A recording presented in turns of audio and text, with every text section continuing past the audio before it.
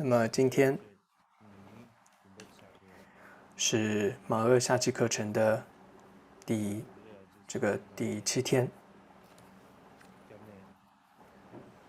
首先要问候透过网络观看的这个皈依处，也就是僧团，还有所有的法友们，还有我们藏族同胞们。首先要问候大家身体健康。那接着我们继续之前讲到的内容。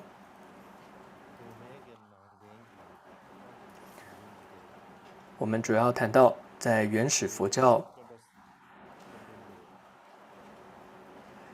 当时的僧团，也就是在佛陀涅槃之后，当时的僧团教团就遇到了许多问题跟挑战。那最主要都是跟戒律方面有关的一些挑战。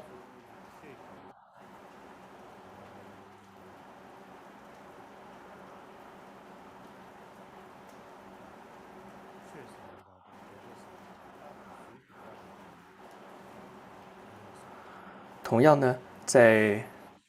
教法方面，那么或者说在经典就是佛陀的教法上也出现了一些新的问题。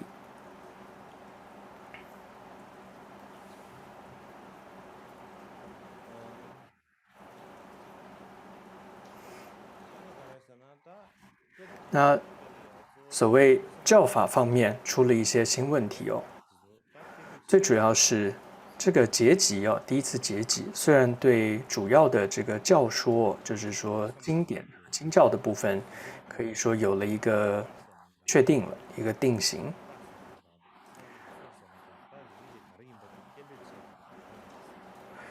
而所有的文法和修习就是以此为根据。但是呢，慢慢的也浮现出三方面的情况，或者说挑战需要去应对的。最主要是有三方面的情况要应对。第一个就是不少的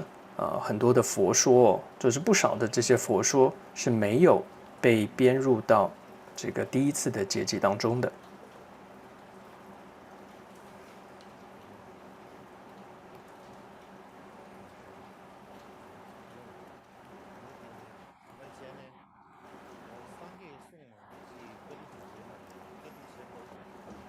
也就是说，第一次结集的经藏当中还有很多的佛说是没有被编辑到里面的，所以需要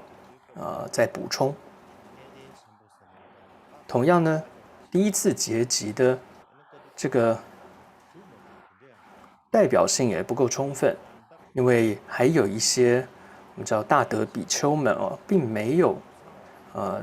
加入到这个结集的这样的僧团当中。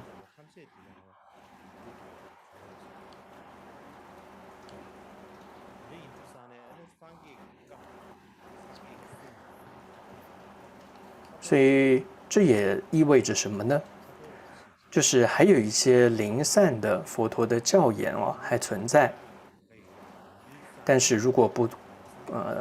快速的、赶快的去这个结集收集起来的话，那就很有可能会失传。所以这是第一个挑战需要急需快速的收集整理这些零星的佛陀的教言。那第二点是一些阿罗汉还有这大德比丘对佛说是有很深入的研究的，就像是舍利佛尊者，像他的说法呢，也曾经得到佛陀的赞扬过。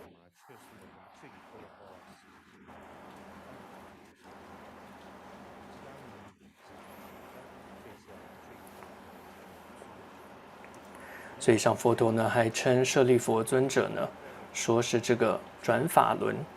被称为叫做转法轮哦，被佛陀这样子赞扬的。但一般人是不会受到佛陀这样的赞扬，说他是在转法轮。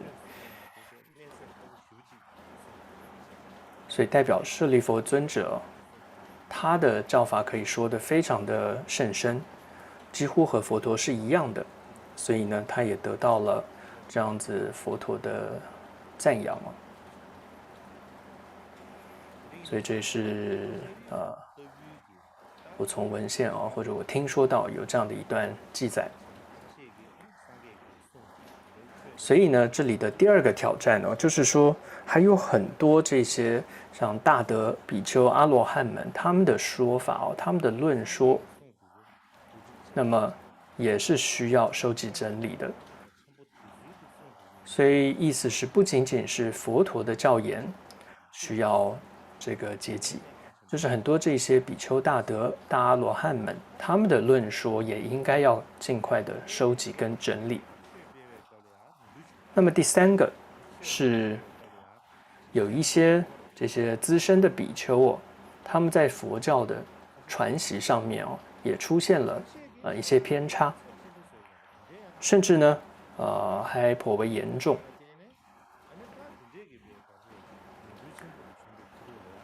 所以呢，这时候需要做什么呢？这时候僧团呢就必须要重新去审查这个佛陀所说的内容，然后才能够解决这样的一个问题。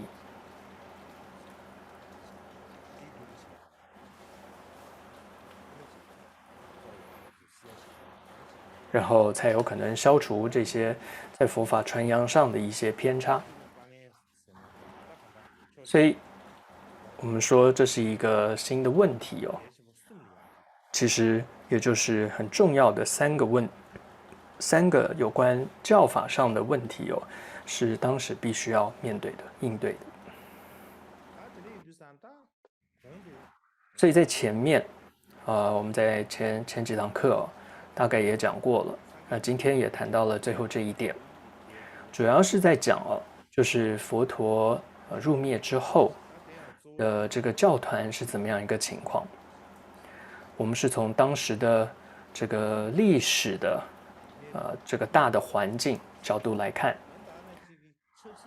同时呢，也讲到了当时这个政治的背景啊，大概是怎么样。譬如说，我们提到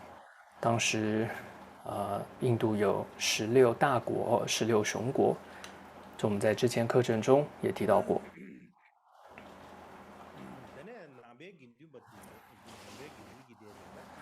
同时呢，我们也看到这个佛教僧团在当时社会中的一个地位，还有发展的情况。然后也讲到了僧团的，同时呢，就是僧团内部的当时的风气，还有在见解行为上有什么样的一个分歧，这我们在之前谈到过。所以我们可以说是从外部到内部哦，还有从比较宏观到局部的做了一个简单的介绍。所以呢，我们应该可以大致了解，就当时的佛教僧团，你可以看到还仍旧是一个统一的僧团。虽然说内部有一些分歧啊，有一些不同的跟见解、行为上不同的看法，有这些意义存在，但是呢，并没有这个分裂。所以可以说，当时印度整个社会的佛教团体就只有一个，就是它是一个统一的僧团哦，它并没有说分裂成不同的僧团，没有。同时传承呢也是一脉相传的，所以这个传承呢是怎么样呢？是从佛陀入灭之后，他将衣钵就传给了大迦叶，大迦叶又将衣钵传给了阿难尊者。所以讲到这里哦，就是法脉的相传哦，就有一个叫护法传承的，这样的一段内容。我觉得，这跟原始佛教时代哦是的关联性是什么？我觉得这是我们应该要知道的，所以我想做个介绍。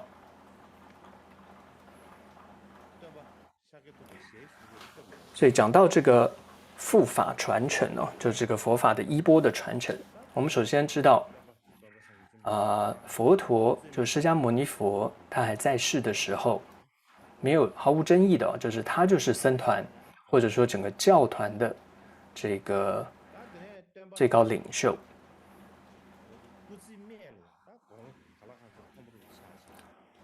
即使说在佛陀的晚年，他已经呢，不再直接的这个领导僧团了。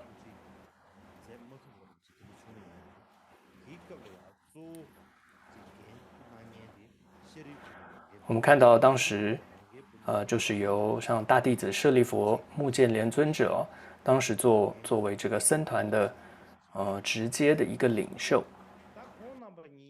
虽然说像这两位尊者哦，他们是德高望重，这个声名显赫，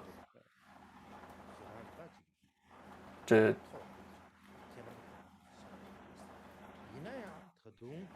虽然是这么说，他们两位是这么样的德高望重，但是他们还是以这个佛弟子的身份来行事跟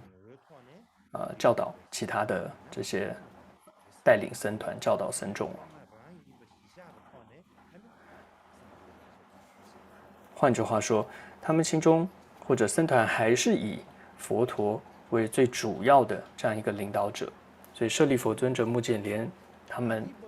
却是以弟子的身份在带领。那这里就会要谈到这个提婆达多，那会形容他这是一个最像是魔鬼一样的这个提婆达多。那也就是说他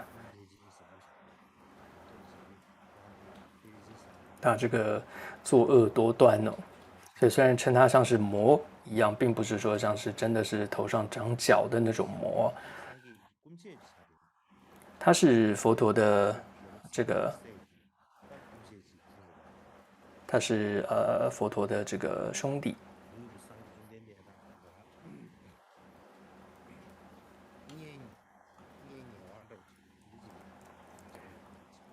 就是他是他的，所以也算是很亲的亲戚。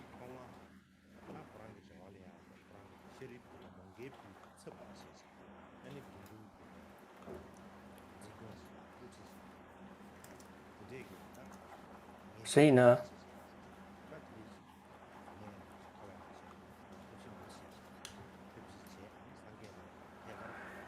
所以就像是佛陀的这个当时作恶多端的这个佛陀他的堂兄弟这个提婆达多，他最开始呢也只是试图替代舍利弗、目犍连的角色，但是当时就遭到了佛陀的这个可以说毫不留情的呵斥。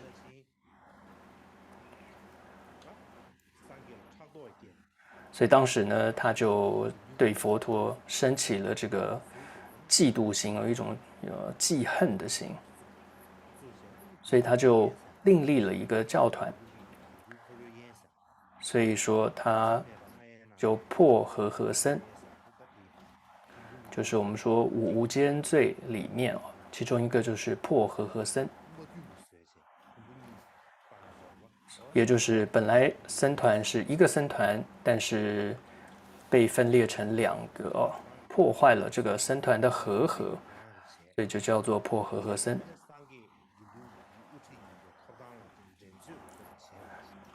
而且呢，他还向佛陀挑战，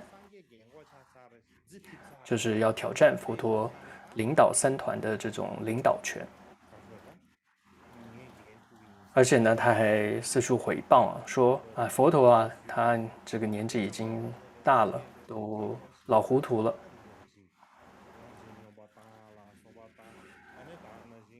所以他也用尽了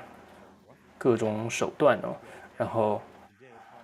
想要去这个用风象啊、用大象啊、用丢石头等等的方式，想要这个杀害佛陀。但实际上啊，对于佛陀的他的这个法王的地位啊，是丝毫不受到他的这个动摇的，一点影响都没有受到。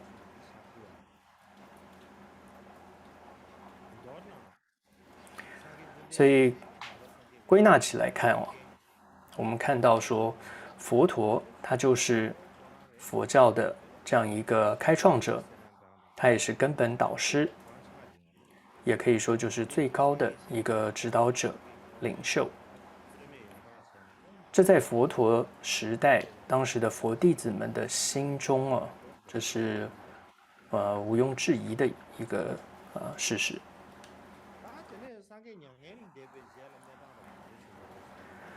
好，这是佛陀在世的时候。那佛陀入灭之后是怎么样一个情况呢？也就是说，那么是谁接着来这个领导僧团呢？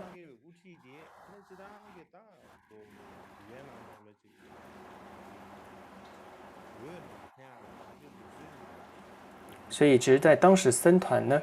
就有这种有点像选举的一种方式。但是呢，佛教的僧团领袖并不是通过这种选举而产生的，而是呢，有一种惯例叫做由前任来指定的这样的一种惯例，一种传统。所以呢，佛陀他就指定这个大迦叶为第一任的护法藏者。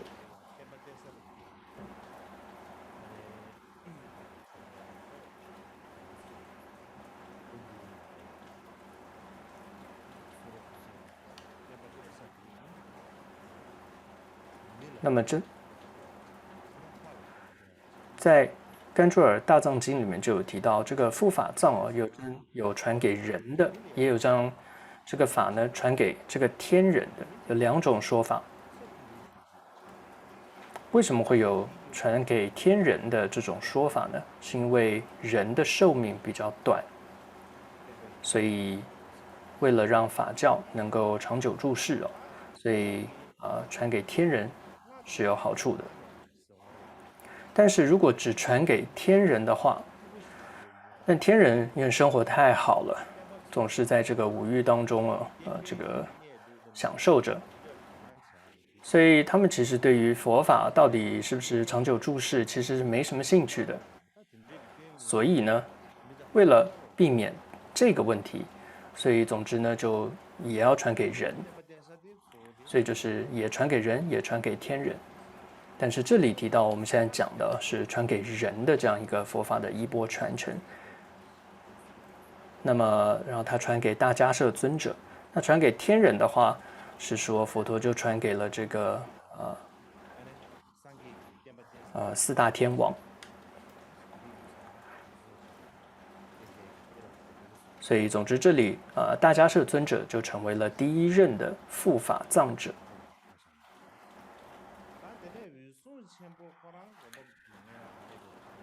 然后大迦叶尊者在他还没有圆寂前，他又指定了阿难尊者为第二任的这个护法藏者。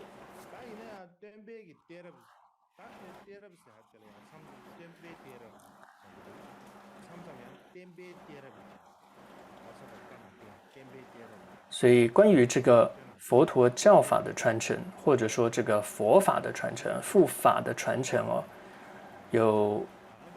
这里用词会不同，有的说就是护法传承，有的说是佛陀教法的传承等等。总之，针对这样的一个就是这种衣钵佛法的传承它传给多少个人，有哪几位，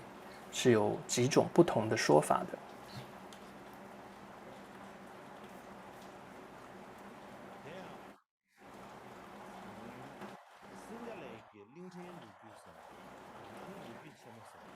那么根据席兰岛史大史，还有这个善见律毗婆沙，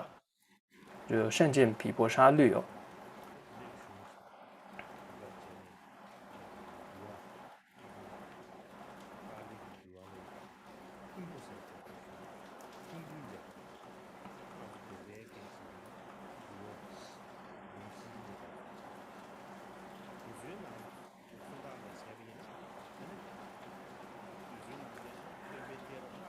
所以第一种说法就依据这样的一个这些文献记载说，有5位传承者，首先是优波离，再来陀梭迦，再来苏那迦，第4是希切婆，第5是木建连子弟须，有这么5位。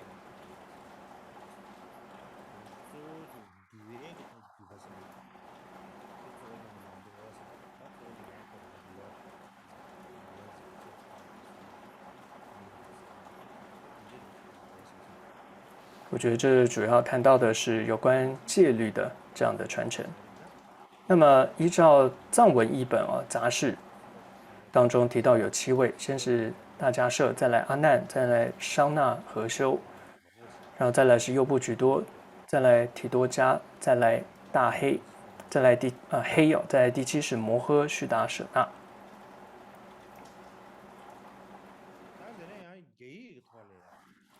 那么再来中文的文献，就是在元魏的时候，有叫做吉迦叶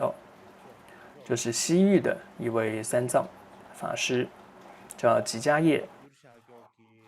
他所翻译的一部文献叫做《富法藏因缘传》。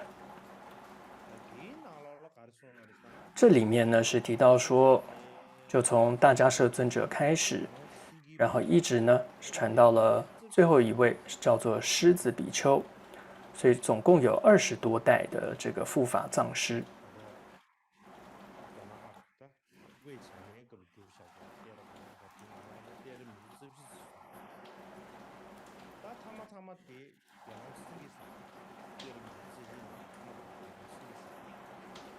所以这里面呢，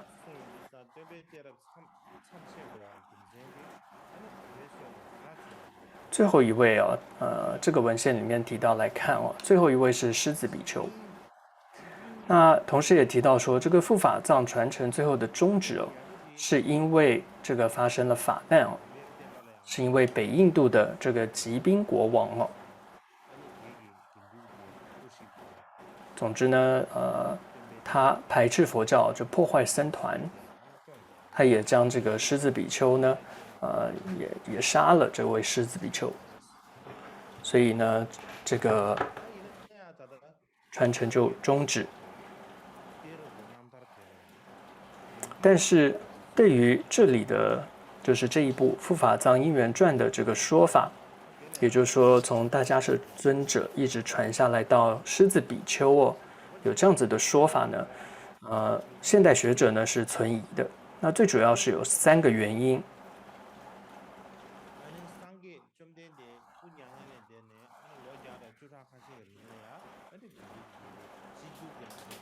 首先是佛陀涅槃后的大概100多年间这个僧团其实是保持统一的。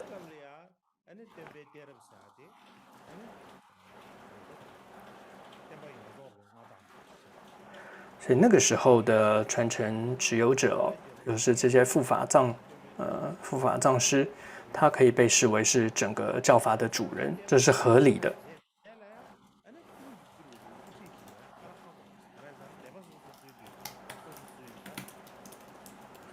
但是呢，在根本部派分裂之后那么其实很难有一个被所有人来尊崇的这样一位领袖的。因为如果说大家还有这样一个尊崇的，像是一位这个护法藏师的话，那也不会有这个部派分裂了嘛。所以这是学者认为的第一个原因这样听起来也是蛮合理的。那第2个原因是说，他们认为，现在学者认为这个富法藏因缘传里面提到的这个富法藏里面，富法藏是还有提到马明菩萨，还有这个龙树菩萨。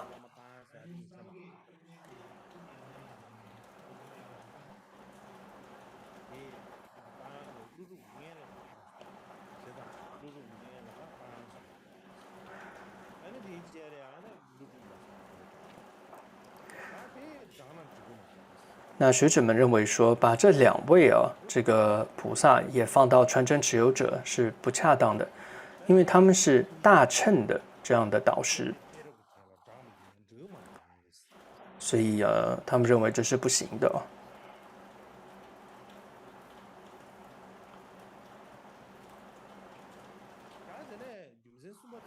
那么第三个原因。他们认为富法藏因缘传有这样子20余代不合理的，是因为里面有提到，他们觉得说将这个日中尊者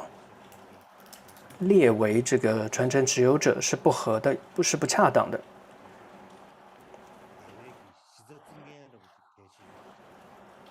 因为他只是将佛教传播到这个印度西北地区并建立这个说一切有部的这样基础的人他并不能代表为这样一个富法藏师是不行的。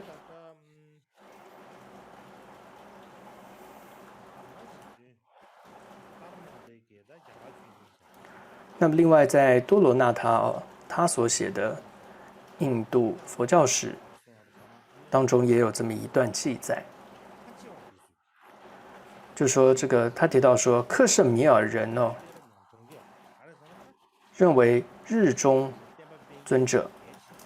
也必须被列入教法传承持有者之列。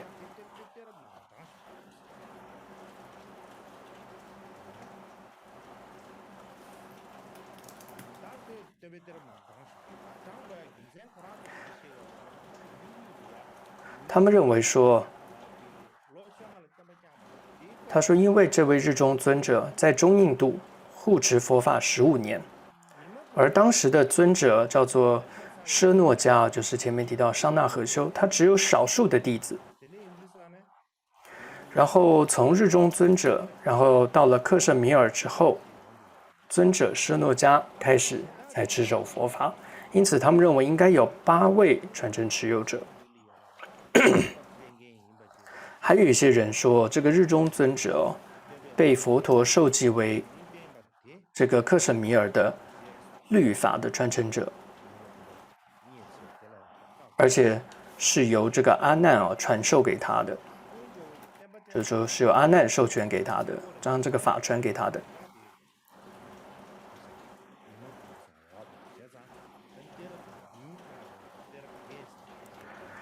但是呢，阿难将教法传的呢，只有舍诺迦一人就是商那和修一人所以因此传承持有者应该只有7位。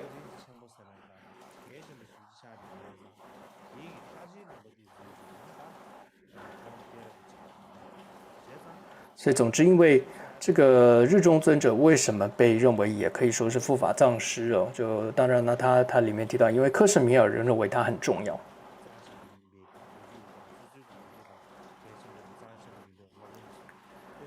所以你可以看到，的确有这样的传统就是某位尊者大师对于他的这个地方有很大的贡献的时候，他就会被放入到这样的富法藏师或传承持有者当中。另外呢，在郭义师许奴巴的清史中也提到，他说根据一部楞伽经的注释。他说呢，从迦摄到提多迦的这个传承与这个杂事所说的是相同的。然后之后呢，这里面清史中还提到有毗婆迦等等，有19位传承者，最后一位是比丘狮子。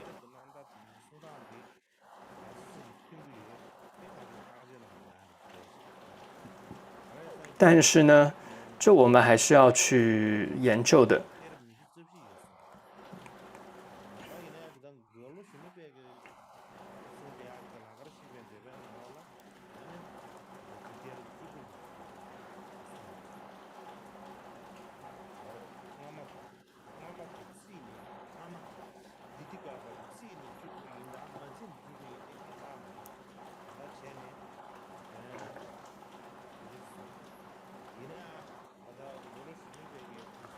总之呢，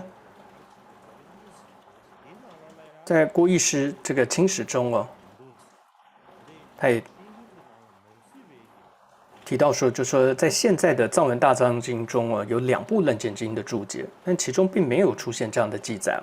所以呢，他也认为说，可能还有另外一部没有被收录到大藏经的注释本。所以关于这个问题，我们之后讨论佛陀教法传承那时候可能再详细说明。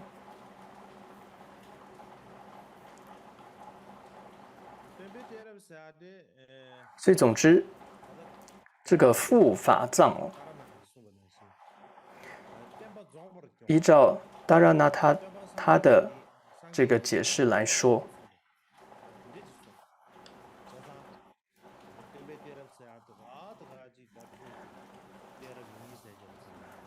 它不就只是一个名号而已，而是它能够这个统领整体的佛教，而且能够符合佛陀的行仪的，类似于如同佛陀一般的行仪的这样的一个人，所以他不就只是拥有僧团的这个领导权而已。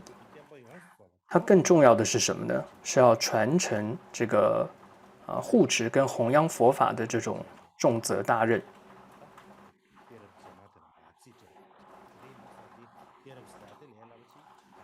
所以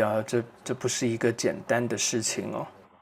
我们一般以为他就是好像在念一个传承祈请文，好像在念某个传承的这些一个一个名号而已哦。但其实呢，这每一位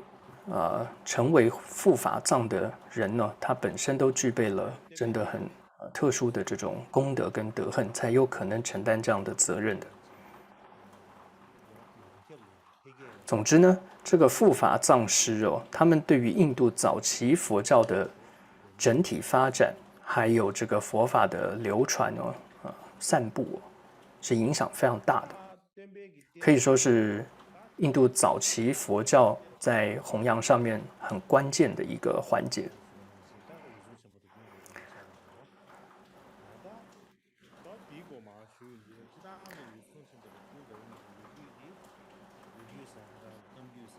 所以在这里，我们谈到护法藏师里面哦，我想就简单的谈一下第一任和第二任护法藏师，也就是大迦叶和阿难的一些故事。我们在几年前的课程其实已经跟大家大概讲过这两位尊者，但是今天呢，我想就特别通过他们2位入灭前还有入灭过程这样的一个视角来了解当时的教团和社会的情况，也希望呢透过这样的一个介绍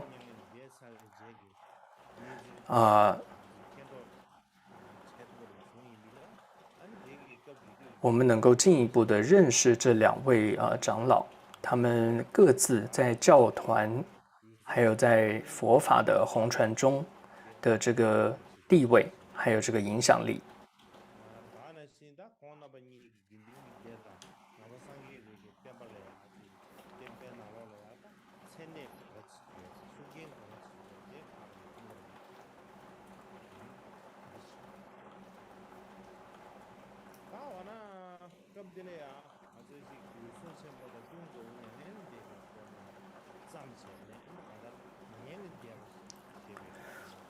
那么我们主要谈到的是大迦叶和阿难的这个入灭哦。那为什么要特别从这个入灭的视角来了解？主要是因为有一位日本学者，他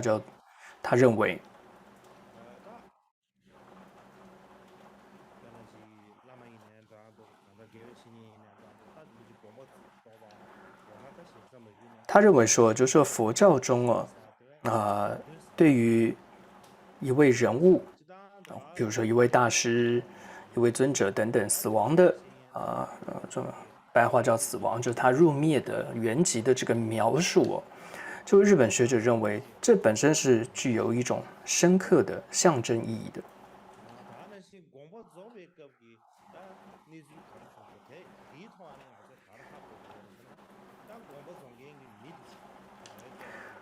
那么，因为呢，这体现了，就是说这位大师哦，或者这位尊者，他对于这个佛教，还有对于僧团当中他的影响力是什么，还有大家对他的评价是什么。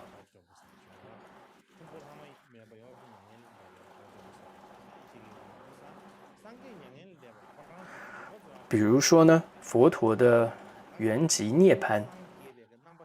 就被视为一种这个觉悟的一个圆满啊，一种完成。我们从哪里可以知道这一点呢？就是在这个巴利文当中的大般涅槃经哦，它的这个名称本身就反映了这一点。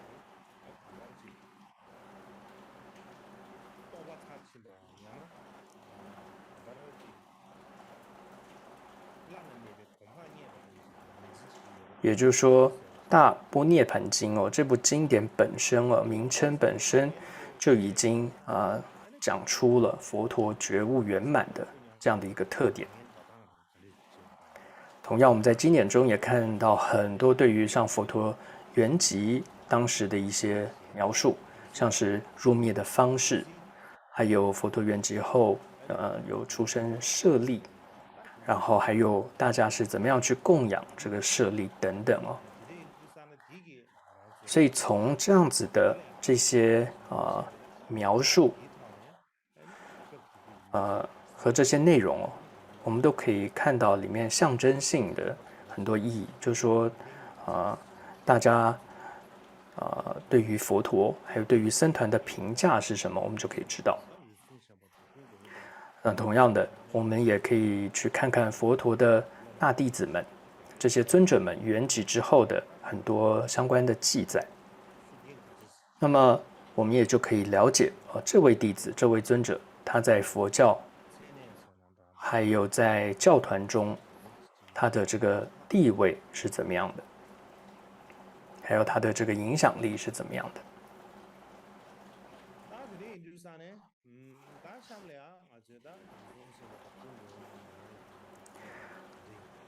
所以接下来我们就来看一下这个大迦摄尊者还有阿难尊者入灭时的一些情况，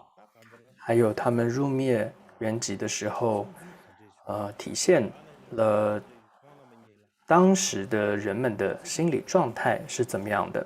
还有人们对于他们的评价是什么哦。我们可以从一些经典中可以看到。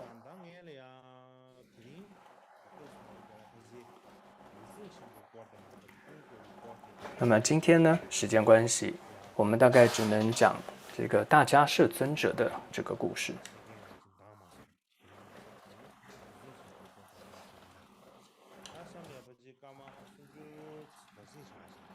好，那我们这里先休息30分钟，然后我们再继续讲大迦摄尊者的一些故事。다시합니다那点为什么前边他登记说了钱吧这里啦，我们要讲这个大迦摄的故事。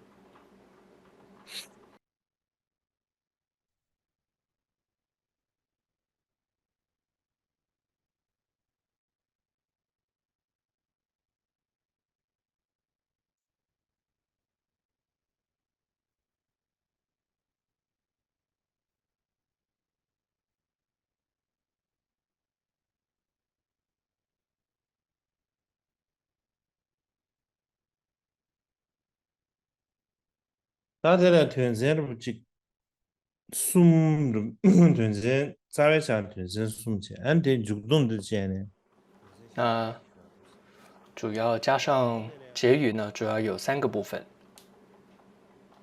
加上结语主要有4个部分要谈。第一个部分就是要看到大家是入灭之前，他还供养佛舍利的这样一段，这是首先要讲。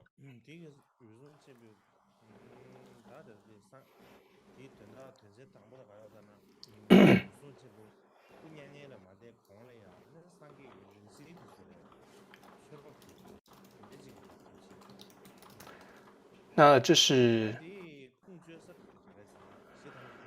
大迦叶入灭之前有供养佛舍利的一段内容。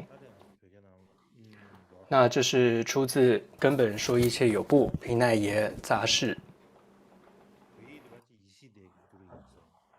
那么中文是由义净所翻译的。那么藏文的这一部是由这个智君所翻译的，也是得。那这里面有提到什么呢？就是有一天呢，这个阿难去见大迦叶尊者，大迦叶就对阿难说：“你知道吗？当时世尊把这个教法付嘱给我了，然后之后佛陀就涅槃了。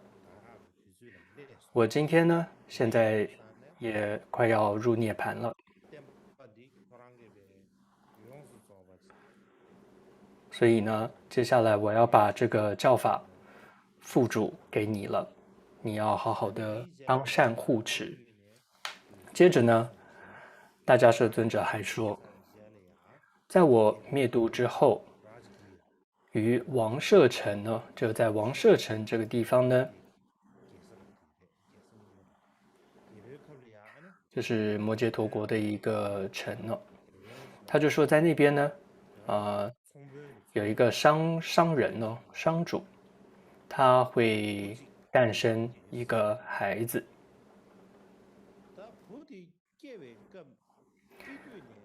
那这个孩子出生的时候呢，他就是以这个叫奢诺迦衣果身而出。那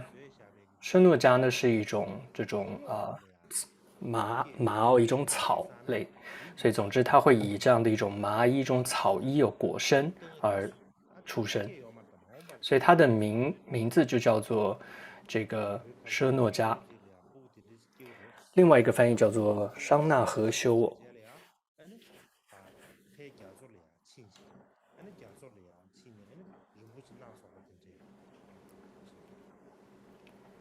然后之后呢，他因为到这个海里去求诸珍宝，然后后来又很安稳的又回来了。那大家是在说的这个时候，那个孩子还没有诞生他有点像一个预言啊。接着他就说，这个人呢，他会在佛教中设这个佛陀5年大会，有点是供僧他会5年来供僧。然后之后呢，他就会出家。然后阿难接着你要将所有的佛教转付于他。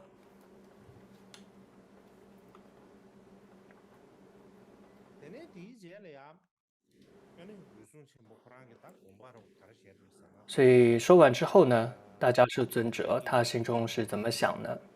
这里就说，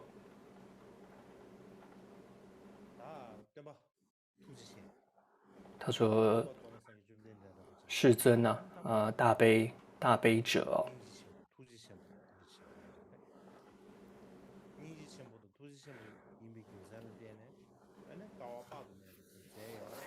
然后提到他修诸苦行是真善友，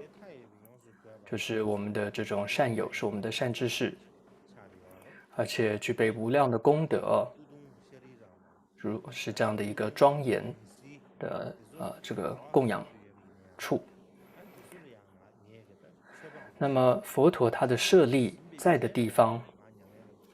我都要前往去恭敬的供养，然后我再涅槃。所以这段就他心中在想，他就说他希望在他圆寂之前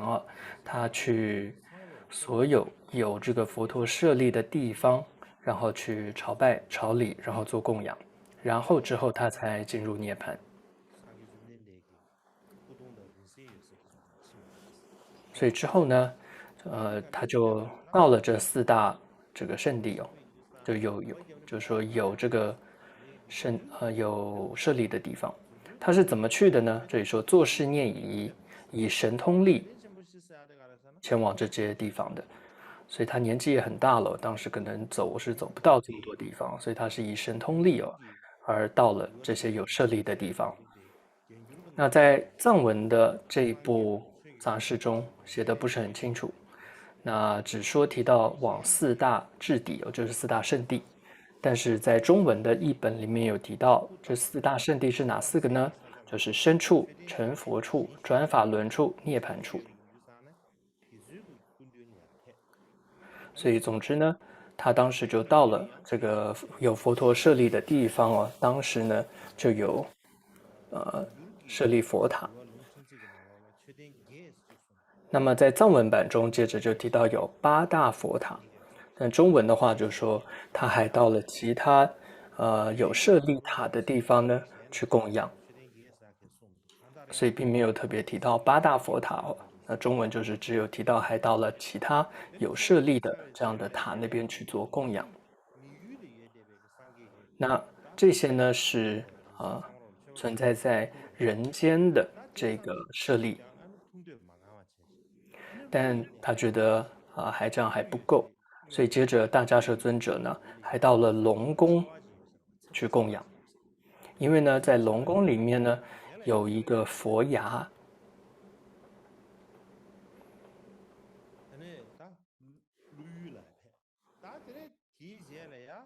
然后之后呢，他还腾空了，飞到天上，他就到了这个33天，然后想要去礼拜佛牙。那当时呢，这个帝释天还有其他的天人呢，那他们就见到了哦，这个迦叶尊者来了，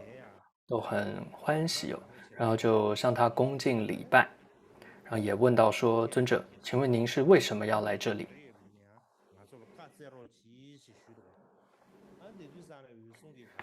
那这时候尊者就说，他就提到帝释啊，他说：我呢想要最后供养世尊所有舍利雅塔，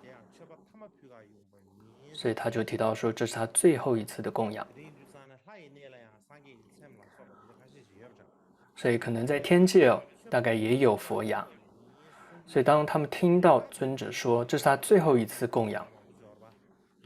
那第四天呢，还有天人听完之后，就这里说天人，听闻到这个最后之言哦，就心生忧恼，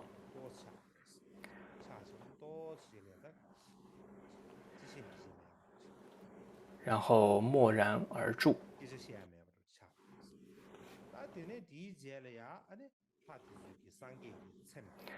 然后接着呢，就看第十天啊，他就拿着这个佛牙呢，然后给这个迦叶尊者，然后尊者呢，他就用手捧着这个佛牙，然后放在他的手掌上。这里形容说叫瞻视不顺，就是他完全是不眨眼的，这样子很仔细的，然后看着这个舍利，然后接着把这个舍利呢，放到自己的头顶上，然后同时呢，迦叶尊者还以这种叫曼陀罗花，还有各种的莲花、各种的香哦，然后散布在这个牙上，佛牙上来供养。而且之后他也为第十天，还有很多的天人呢，简略的说了佛法，然后接着他就从这个33天的须弥山顶就隐没了，然后接着又从王舍城中出现，就他又回到了人间，回到了王舍城。所以这个呢，就是根本说一切有部毗奈耶杂事里面所提到的这个大迦叶入灭之前，他想要供养佛舍利的一段故事。然后呢，在中文里面呢，还有一部经一部传呢，叫做《阿育王传》，它是由西晋的这个安法清哦，这个有一位三藏法师叫安法清，他所翻译的。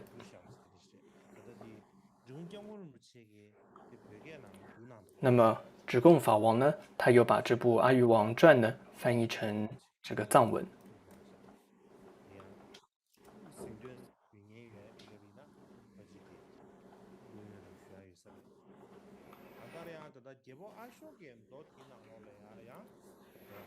所以大家如果想看这个藏文版，也可以去请哦。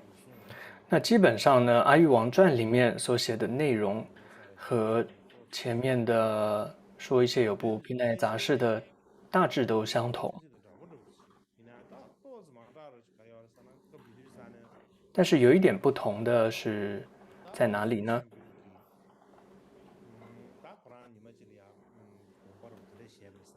就有一天呢，迦摄尊者就想，他说：“如来啊，世尊是我的大善知识，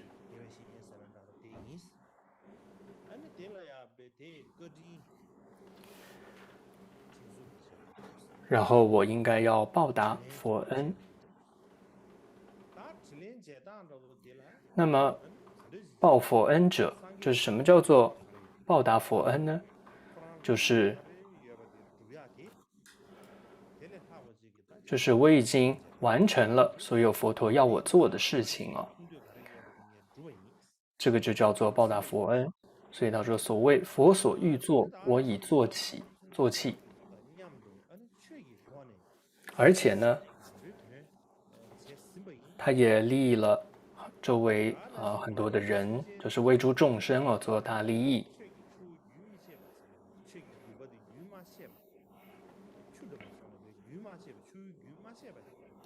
同时呢，他也提在使用上，我也为了这个大法的流布不绝他也做到了。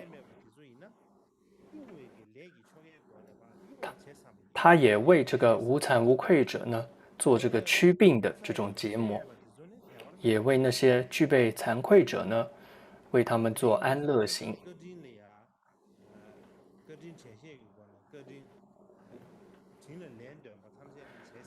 所以他就说，一切我能做的报恩的事情都已经做到了。接着他心中又想，我及年迈，身为老坏臭烂之身，甚可厌恶涅槃时到。就是我现在年纪已经很大了，这个身体有就这样一个臭皮囊之身，实在是甚可厌恶的，所以我该涅槃的时候到了。所以这大概是他最开始想要将这个法传给谁的，传下去的这样一段记录。这个我们可以在前面，你会看到在前面那一段，就是说一切有部里面，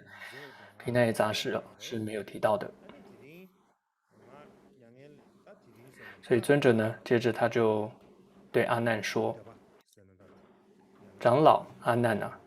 佛以法藏付嘱于我。”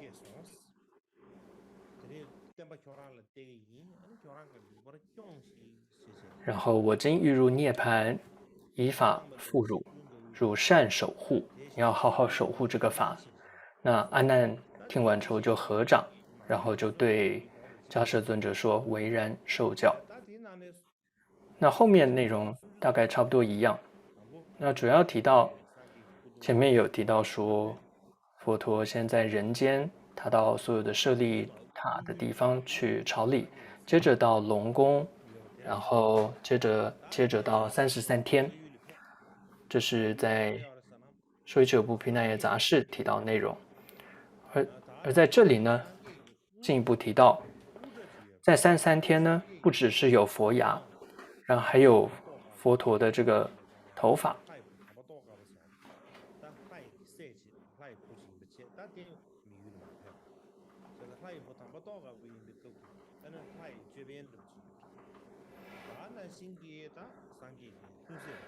所以他说，他就对当时对第10天，他就说：“我来礼敬如来牙，礼如来法，还有如来天冠、如来波等等所以你可以看到他说的更仔细哦，比说一切有部避难耶杂事里面提到的是更多的。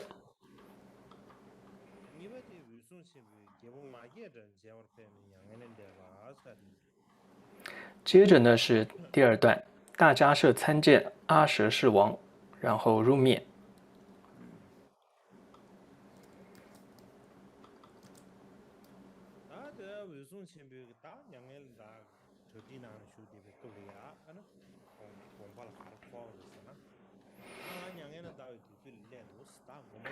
所以当时呢，这里就记载哦，就是跟本说一切有部避难耶杂事一样哦，它里面提到大迦叶他已经想说他要入灭了，但这时候他就想到，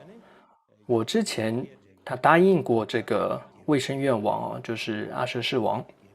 他就说如果要涅槃的话，他要先跟他说一声。所以他这样想完之后呢，他就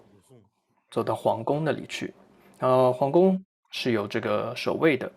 所以他就告诉这个守卫说：“你呀，帮我呢，通报这个国王。你就说呢，我大迦叶现在在门口了，想要见您。他就要这个门人呢，就是守卫哦，去跟国王说一声，通报一声。那接着呢，这个守门人呢，就到宫里面去，然后去报告。但那时候呢，刚好这个国王在睡觉，可能是下午吧。那对啊，本来印度也很热嘛，所以很多时候我们不是就吃完中饭，可能就会昏昏欲睡。所以大概这个国王的时候就吃完午饭，然后再睡午觉吧。所以呢，这个不敢打扰嘛，所以他又回到大迦叶那里去说：“这个圣者呀，尊者呀，这个大王啊，现在正在睡觉。”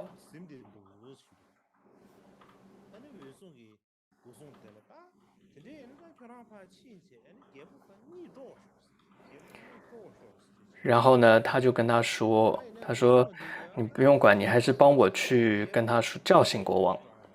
但这个守卫很害怕，他说：“我可不敢啊，他这个国王的性格是很暴力的，我可不敢这个得罪他的。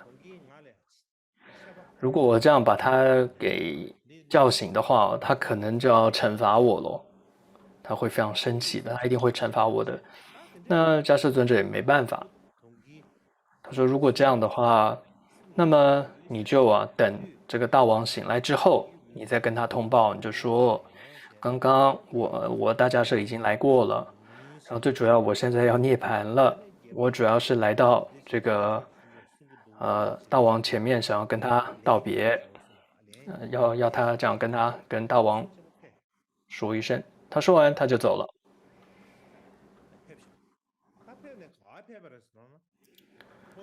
那说完之后，迦叶尊者就到印度的南部，就到了这个鸡足山去了。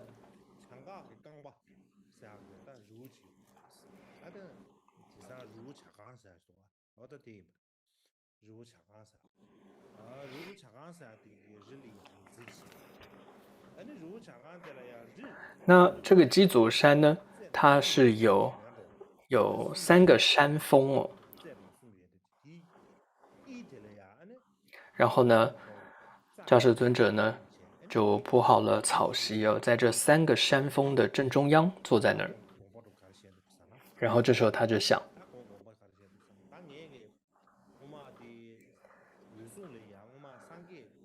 他说：“哦，以前世尊哦，曾经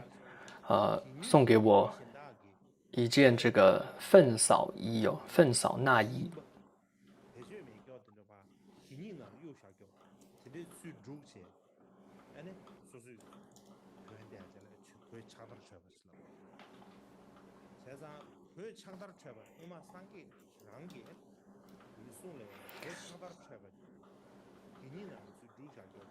所以，因为以前很多这些僧服就是都被丢弃的这种衣服然后后来又从垃圾，总之垃圾堆又丢弃的衣物里面再捡回来，再缝起来，所以叫做纳衣或者叫粪扫衣粪扫那衣。总之呢，佛陀以前曾经送过他这样一件衣服，他就想，我应该用这个粪扫衣这个那衣来盖覆我的身体，然后令这个身体能够一直驻留，然后直到弥勒菩萨降生。然后他说，希望到时候呢，希望这个弥勒菩萨呢，用我的这个身体，有点是借由我这个身体来说法，来告诉未来的弟子们还有大众要生厌离之心。然后接着他就入定了。入定之后呢，这3个山峰就合起来了，就把他整个身体呢就盖覆住了，就包住了。这里说犹如密室不坏而住，所以他的身体就这样子被保存不坏的保存在像这样一个山峰这样子密合起来的密室当中。他这时候他还想到，他说之前呢，我本来答应这个卫生院王，就是阿舍世王，要告诉他一声，但是我没见到他。他就说，他说不久那个阿舍世王知道我这个入灭了，他一定会来到这个鸡足山的。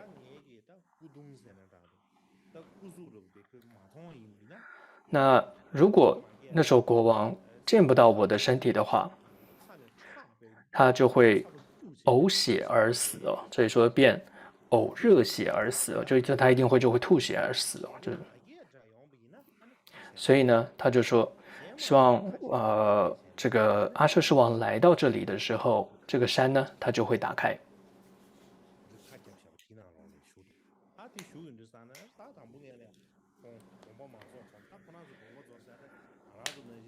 那所以你可以看到他的这个入灭不像我们一般人这个好像生病了病死不是的，你可以看到他完全自在的。他首先是入定，你可以看到他入定的时候，所以念仪呢入定舍其受行这里他入定了，然后就舍受了。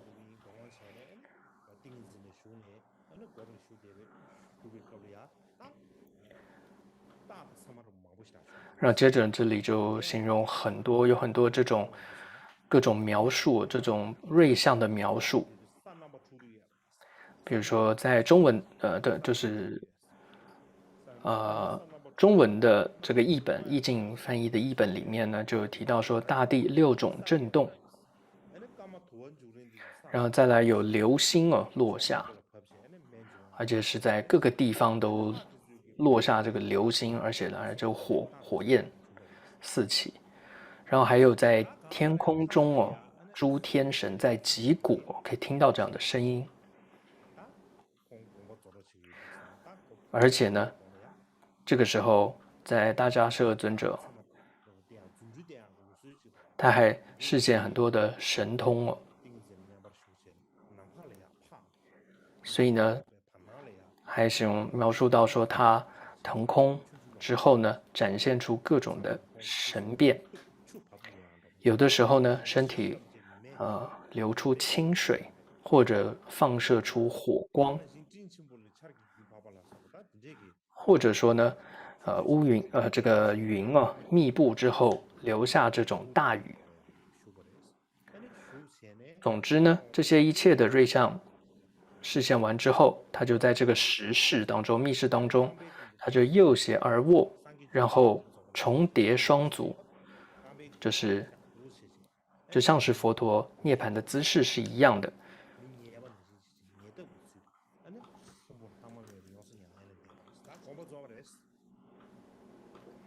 然后呢，他就这样子入无余一妙涅槃界，就涅槃了。那这时候帝释天还有梵天很多的天人都知道了这样的瑞相。他说到底什么原因会这样子大地震动然后他们就观察之后就知道这跟原来是大迦摄尊者入灭了。所以当下这所有的天人就跟无量百千万亿的这个天众哦，就手上大家都拿着这个乌波罗花等等很多的花，还有很多的香，就来到尊者的身前，然后去做散花，还有这个妙香的在他身上做这样的一个供养。大概那个时候山即将要关起来吧。总之呢，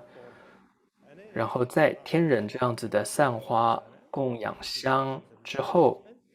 然后这个3个山呢就合上了，就密附起来合上了。换句话说就我们一般人就看不到了，就再看不到他的身体了。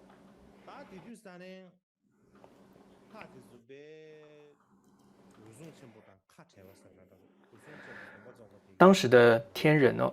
这里记载说，他们非常的伤心，非常的难过，知道这个尊者要离开，所以他们供养完之后离开的时候，他们就非常难心的就说，难过就说，佛陀涅槃哦，然后才不久，我们心中还在这个伤心难过着，怎么今天大迦叶尊者您也走了等等哦。然后他就天人还说，哎，这个摩羯陀国就像变成黑白，世界变成黑白了一样，就无复光彩。然后贫穷的众生哦，福田就断绝了。然后所有的善法皆易消亡。他们说这样子，像第二尊佛一般的迦叶尊者入涅盘了。所以这样一个像佛法大山一样的这样的一个尊者，这样一个佛法之山呢，它也都毁坏了。这个佛法的船呢，也都沉没了。佛法的大树哦，也都这个摧断了。佛法的大海也枯竭了。然后现在是众魔欢喜的时候啊，等等等等，就说了很多天人说了这些很多悲伤难过的语言哦。然后他们就再次礼敬尊者之后，就隐没在虚空中。同样讲到这一段的时候呢，阿育王传里面有一点点不同了。这里提到说，时尊者阿难付主矣哦，就是当时阿难尊者已经知道，就是迦叶尊者跟他说了嘛，哎，他要涅槃了。所以阿难呢，心中就很这个紧张，总是担心着迦叶尊者什么时候要涅槃，就再也见不到他了。所以呢，他就恒常随逐，未曾舍离，他就天天就跟着这个迦叶尊者，就不离开他，随身一路跟着，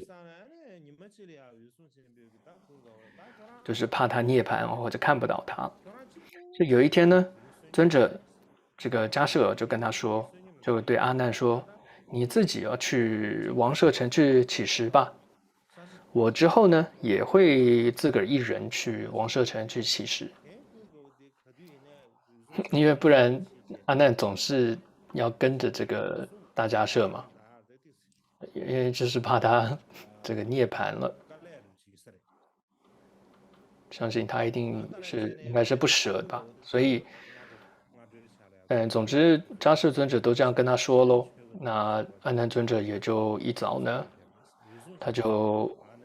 在中午的时候，他就总之着衣持钵就进入到王舍城。那之后呢，这个迦叶尊者呢，也独自就进入到城中乞食。总之，当时这时候大迦叶尊者就说：“阿舍世王呢，本与我有药。”若涅槃时，必当与我。就是阿舍世王有跟他说，你涅槃的时候呢，你如果要涅槃的话，一定要跟我说。所以呢，我今天呢，他心中就想，我今天就要去见这个阿舍世王。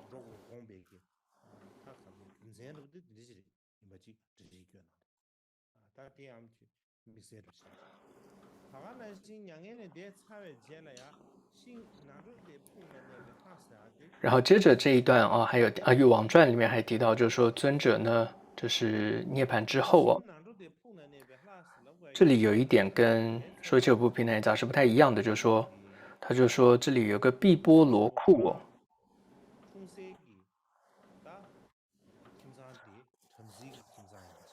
那我想这是叫毕波罗库哦，是因为迦摄尊者他是出生在这个婆罗门，所以当时呢，他的父母就是因为生不出孩子嘛，所以呢，当时他们家就有一个大的毕波罗树，他们就相信哦，这个树呢有一个树神，所以总是呢在供养着那棵树，就是毕波罗树，就希望哦能够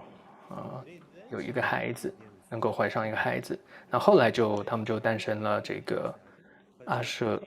大迦摄尊者。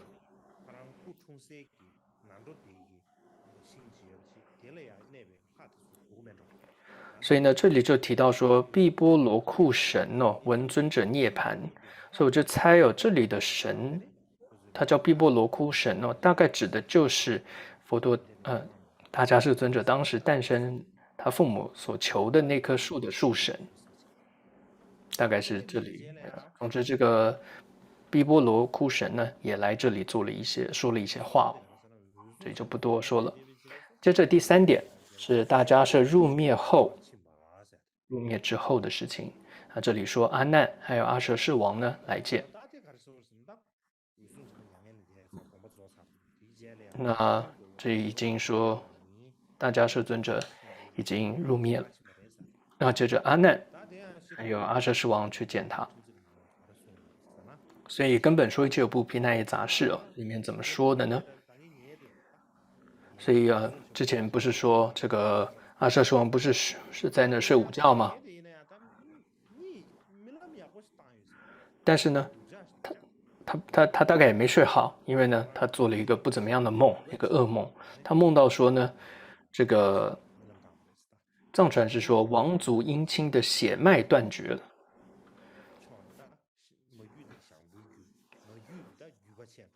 就他梦到了这个他王族里面的姻亲哦，就母亲太太那边的姻亲的这个血脉断绝。但是中文的译本中，意境法师翻译的是说他梦到什么呢？他梦到说宫中的这个房子的栋梁哦摧折，就是这个栋梁哦就断掉。然后总之呢，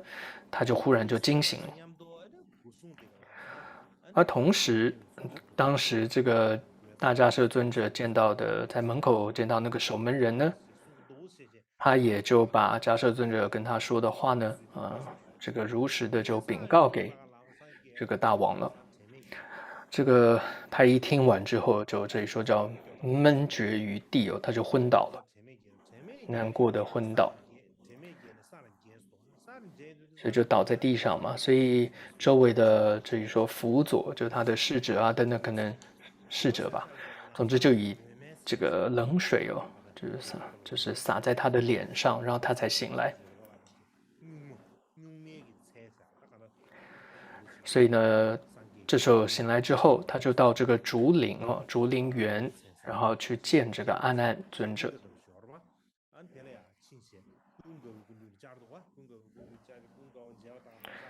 然后他一见到阿难尊者的时候，他就五体投地的，然后就悲啼嚎哭哦，就是非常非常难过，大哭。他就是哭着哭着就说啊，我听说大迦摄尊者已经入波涅槃了。那这时候阿难尊者也没办法，所以唯一的就是把他就带上去了，去这个鸡足山。去到这个大迦摄尊者圆寂的地方。鸡足山呢，我曾经去过，在座很多僧众啊，你们也跟我一起去过，我印象还很深呢。那个路非常非常辛苦，那个山要爬那个山呢不容易的，山路很陡，而且呢，那个路程呢也是不怎么好的，听说是有强盗的。平时呢，路上都会有警察守护着那条路，而我那时候因为我要去嘛，听说还特别安排更多的警力哦，来保护，因为听说那个附近啊是有很多这种强盗的，很危险的一个地方。啊，总之我还记得那个路实在是不好走。总之那时候阿难尊者就带着这个阿舍世王哦，就到了这个鸡足山。那我们如果是一般人，到了这里，可能你看到就石头嘛，就是山嘛，就这样一个大山嘛。那我们是看不到尊者的，因为呢，他可以说在那个密室里，三山的这样一个密室里面合起来的密室里。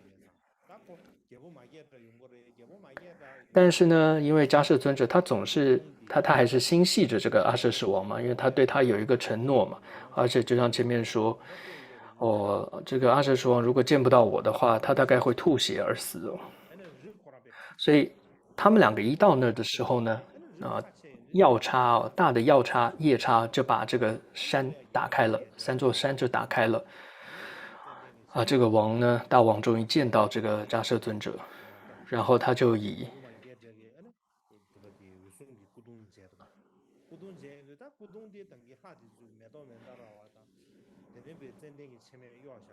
然后同时呢，他也见到了这个迦摄尊者的身体都之前诸天以这个曼陀罗花还有各种的香供养，然后这时候他就整个手都举起来的悲嚎，然后闷绝头地总之又拜。然后这时候他心中就想说：“哎呀，他就想要去这个火化这个然后所以他就准备了，就要去左右就去拿很多这个木材来。这时候阿难就见到了这个情况，他就问大王说：“哎，你为什么到处要去拿木头过来啊？”他就说：“他说欲焚就是说，就是我要把这个涂皮要把尊者的身体涂皮了。这大概也是印度的一个习俗吧。总之呢，接着阿难尊者就说：你不要这么说，这个此尊者身已定手持乃至慈氏菩萨当来下生，就说当时迦摄尊者他就入定了，所以他这个身体会一直留存到弥勒菩萨未来佛弥勒菩萨下生之后。而说在阿难尊者就说在那个时候，弥勒菩萨会跟96这个具之声闻就非常非常多的声闻一起来于此来意见这个迦摄尊者。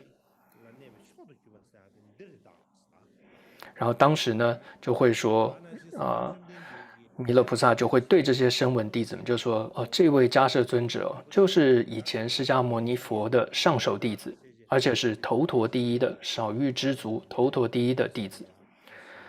然后到时候弥勒菩萨会说：释迦牟尼佛所说的教法能为结集建立法眼，都是因为他。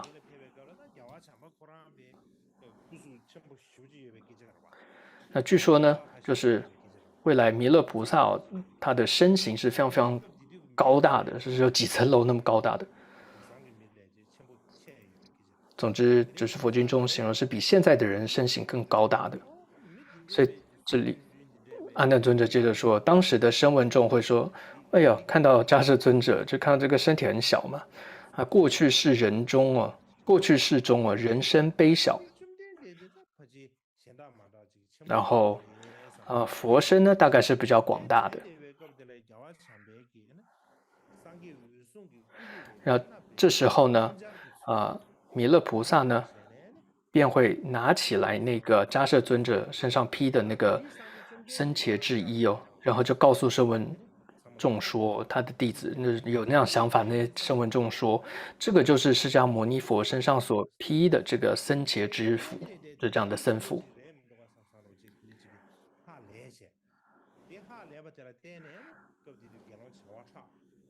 所以当时呢，弟子们就非常的惊讶原来佛陀是这个样子的。然后总之呢，闻是于有辩证阿罗汉果，就这些96居止的声闻，就非常多的弟子众就得阿罗汉果，而且也都是勤行修习这种头陀行少欲知足之行。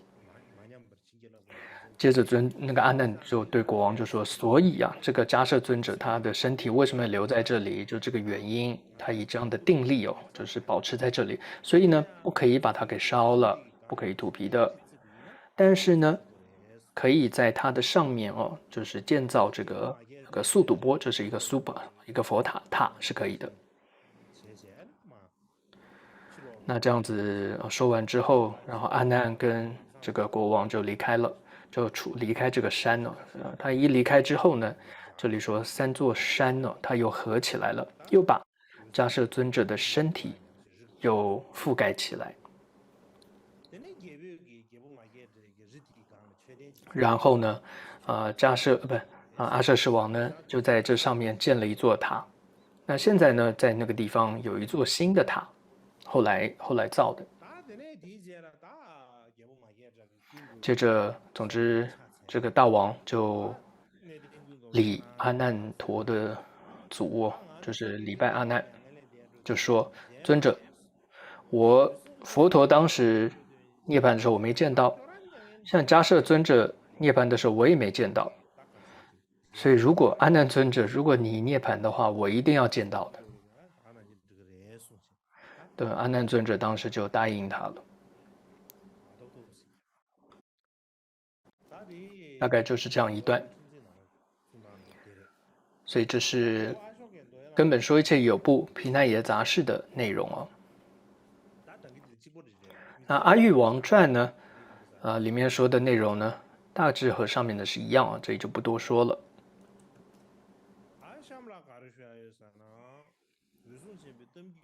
那么最后要说的就是，我想做一个总结，就是有关大迦摄的这样的故事的一个总结。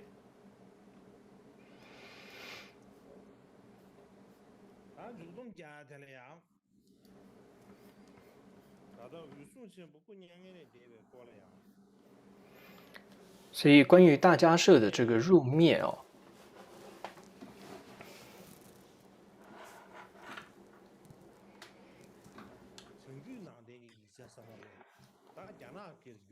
在北方的传承就是北传佛教，一般我们会说就是主要就是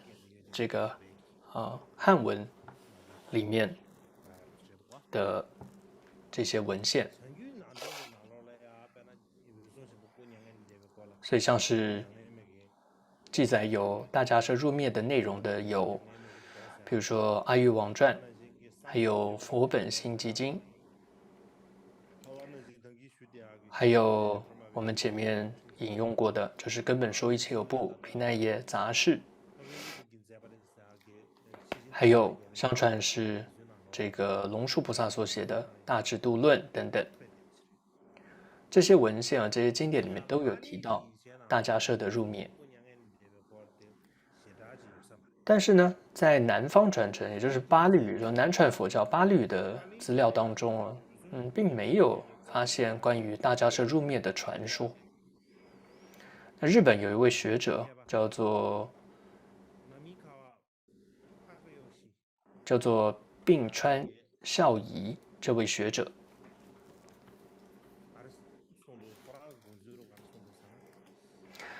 他对于说为什么南传佛教没有太多大迦摄入灭的传说，他认为可能的原因是什么？就是因为这个传说，就大迦摄相关入灭的传说，没有像那个阿难的传说那样受到重视，所以没有被引用到很多这些文献里面。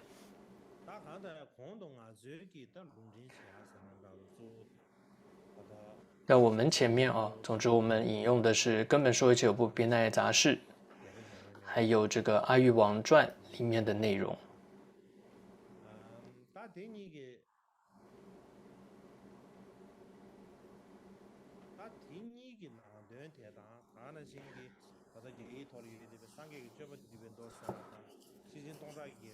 所以就算是北传的文献里面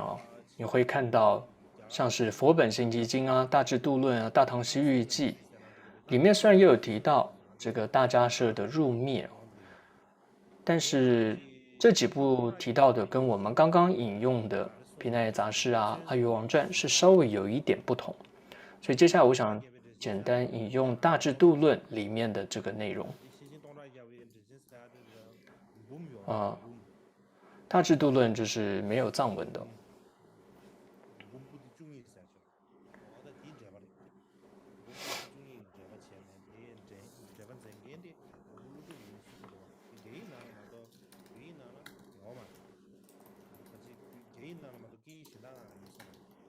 所以现在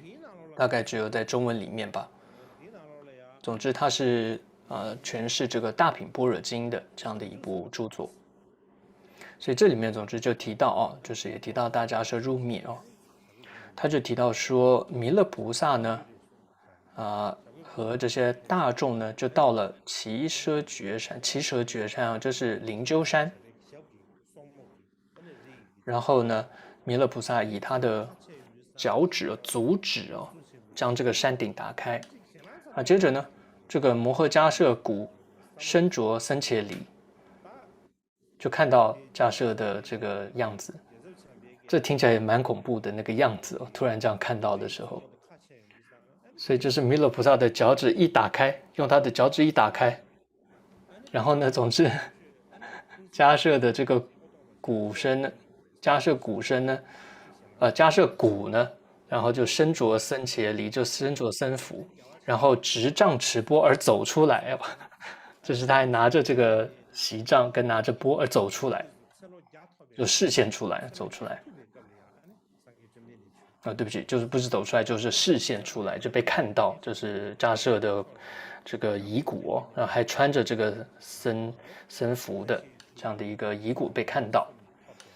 接着弥勒就为大众说：有过去释迦牟尼佛人寿100岁时，世人少欲知足。世人就是形容他说这个迦叶尊者他是一个少欲知足，而且是行头陀弟子中第一，居3名6通等等。然后他说呢，他是以神通力令此骨身这样的遗骨留到现在。然后接着他说，因此小身得如是力，何况汝等大身，生于好事而不能自立。这就做了一个比喻，他就说你看迦叶尊者身体这么小，他都可以有这么大的利益，这么大的功德。就像我们前面提到的，未来弥勒菩萨那个时候的人的身体也都是很大的。总之他就借着迦叶尊者这个身骨然后来开示他的弟子们，就说你们这些身体都长得这么大的，具有这些出生这样一个好的地方的人，怎么可以不好好的修行自立呢？这样子。所以接着说，尔时弥勒菩萨因是事广说法，令无量众生得尽苦际。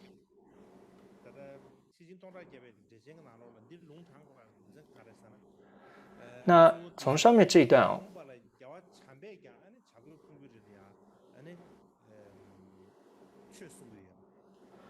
所以这一段你可以看到是知道说弥勒菩萨未来是在耆阇觉山中说法，然后是般若波罗蜜，过去未来现在佛所说，应当信受。所以这是大智度论中里面提到的内容，就是说弥勒菩萨是在灵鹫山说法，然后说般若波罗蜜等等。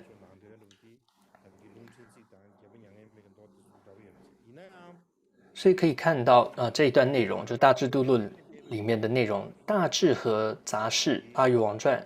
差不多。同时里面也有提到，它是以这个迦叶的身骨是留下来的。但是虽然这个都是一样，有提到迦叶的这个身骨，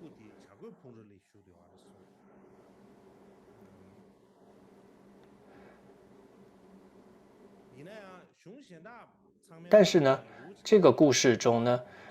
你可以看到他提到是它是在灵鹫山，但是其他传承呢讲的都是在这个鸡足山。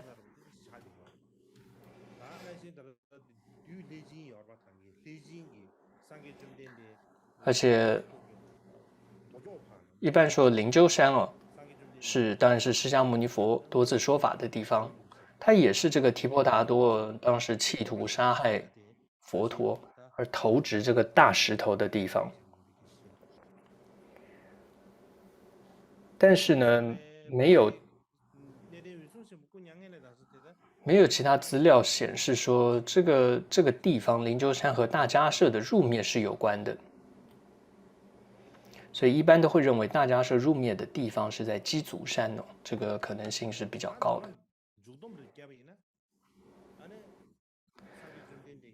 所以总之哦，就是说我们可以知道说，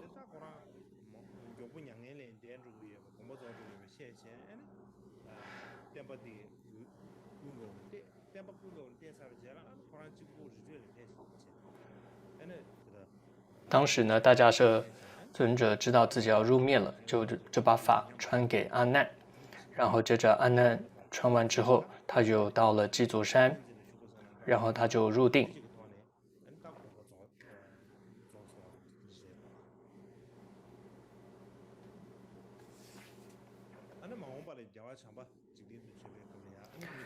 然后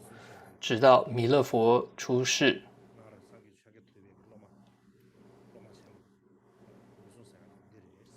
所以弥勒佛就会向世人呢这个展示大迦叶他是谁，他是释迦牟尼佛的这样一个弟子。主要这样的一个展示视线是帮助后世的弟子们可以精进的修行因此总之后世的人就会因此而获得圣果。然后最后呢，就在这座山顶就在这个鸡足山的山顶就建了一座塔。所以玄奘大师据说他去的时候有见到这座塔。后来之所以能够确认这就是大迦叶尊者原籍的鸡足山，也是依据了玄奘大师的《大唐西域记》。好的，那我们今天就讲到这里。还有一段要补充，这个下一堂课时间有一点改变，就是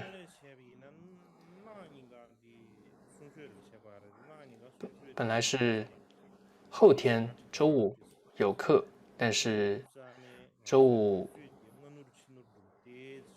得要取消，因为我有事情所以需要取消。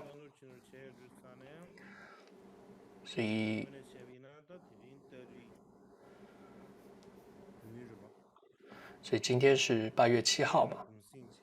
然后8号还是休息，然后本来所以9号是没有课嘛，所以8、9明天后天都没有课。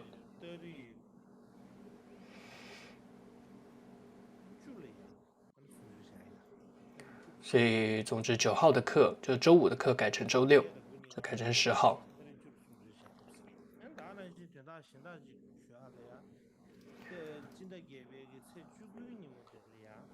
另外一个宣布是8月19号，是冈波巴大师的圆寂纪念日。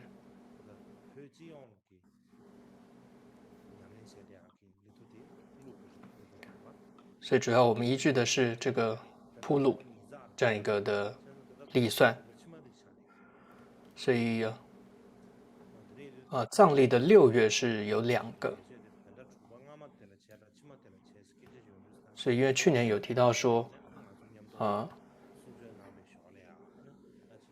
冈波巴大师圆寂日是要算的是第2个6月还是第1个6月，我们就说是要算第2个6月。所以我们会在藏历的6月15号，所以也就是8月19号会举办冈波巴大师的圆寂纪念日，而且同时这一天也是珍贵的堪布竹清嘉措仁波切的这个荼毗日、荼毗大典。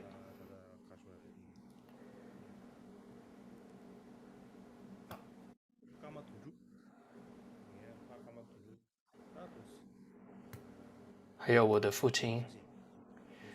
干玛敦珠，他最近也去世了，圆寂了。所以呢，也是这一天呢举行火化。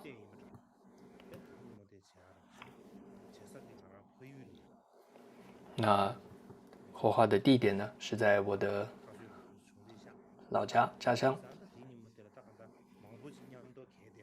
所以总之呢，这一天8月19号是很多日子的合在一起的一天。